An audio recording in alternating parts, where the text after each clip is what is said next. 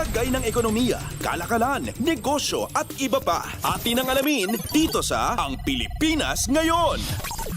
Magandang araw. Narito na po ang balitang negosyo at kalakalan. Opisyal nang inilipat ang pamamahala ng Ninoy Aquino International Airport o NAIA sa pribadong sektor nitong Sabado para sa rehabilitasyon ng paliparan. Sa isang pahayag, sinabi ng Department of Transportation o DOTR na itinurn over na ng ahensya at ng Manila International Airport Authority o MIA ang paliparan sa bagong operator na New NAIA Infrastructure Corporation o NNIC. Ayon sa DOTR, nananatiling pagmamay-ari ng gobyerno ang NAIA, subalit ang bagong tagapamahala ng paliparan ay binigyan ng 15 taong konsesyon na posibleng palawigin ng 10 taon. Pagkatapos ng kasunduan ay ibabalik ang operasyon sa gobyerno. Ilan naman sa mga inaasahang pagbabago sa NAIA ay ang pagpapalawig ng passenger terminal building, karagdagang aircraft parking bays at vehicular parking slots, paglalagay ng world-class systems at technology, mas maraming food and beverage at retail stores at iba pa. Aasahan din na mababawasan ang pagkaantala at kanselasyon ng mga flight dahil sa mga issue sa mga pasilidad ng paliparan. Bukod dito, inaasahan ding tataas ang kapasidad ng paliparan mula sa 35 milyong pasahero ay kakayanin na nitong mag-accommodate ng 62 milyong pasahero. Sinabi naman ni NNIC Chairman Ramon Ang na makakalikha din ng 58,000 trabaho para sa mga Pilipinong manggagawa ang rehabilitasyon ng NAIA. Lagay ng ekonomiya, kalakalan, negosyo at iba pa. Atin ang alamin dito sa Ang Pilipinas Ngayon.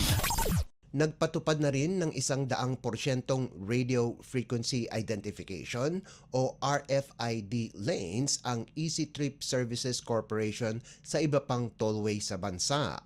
Ang hakbang na ito ay bahagi ng dry run sa pagpapatupad ng cashless o contactless transaction sa mga expressway simula Oktubre. Sa abiso na ng Easy Trip, ipinapatupad na rin ang 100% RFID lanes sa North Luzon Expressway o NLEX, Subic-Clark-Tarlac Expressway o SCTEX, Cavite-Laguna Expressway o CALAX, Cavitex C5 Link at NLEX Connector.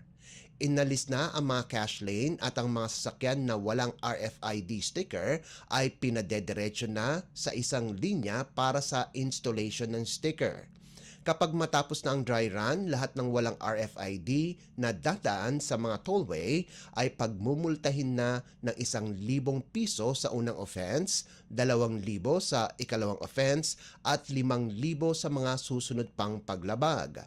Nauna nang ipinatupad ang 100% RFID lanes sa Manila-Cavite Expressway o Cavitex.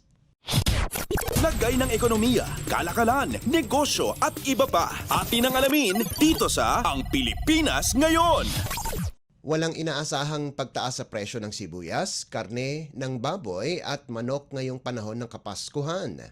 Ayon kay Department of Agriculture o DA Assistant Secretary Arnel de Mesa, maganda ang presyo ng pulang sibuyas ngayon dahil sa katatapos na harvest noong nakaraang season. Mahigit sa 40% ng lugar ang tumaas ang harvest at posibleng tumagal pa ang supply hanggang sa unang quarter ng susunod na taon. Asahan naman ang dahan-dahan na pagdating ng 6,000 metriko tonelada ng inangkat na puting sibuyas hanggang Disyembre. May harvest pang inaasahan ang DA sa huling quarter ng taon hanggang sa unang quarter ng susunod na taon. Samantala, may nakitang bahagyang pagbaba sa presyo ng baboy dahil sa epekto ng African Swine Fever o ASF, pero unti-unti nang bumabalik ang prevailing price at supply nito. Nakaprograma na rin ang importasyon ng karneng baboy, baka at manok para sa panahon ng Kapaskuhan. lagay ng ekonomiya, kalakalan, negosyo at iba pa. Atin ang alamin dito sa Ang Pilipinas Ngayon.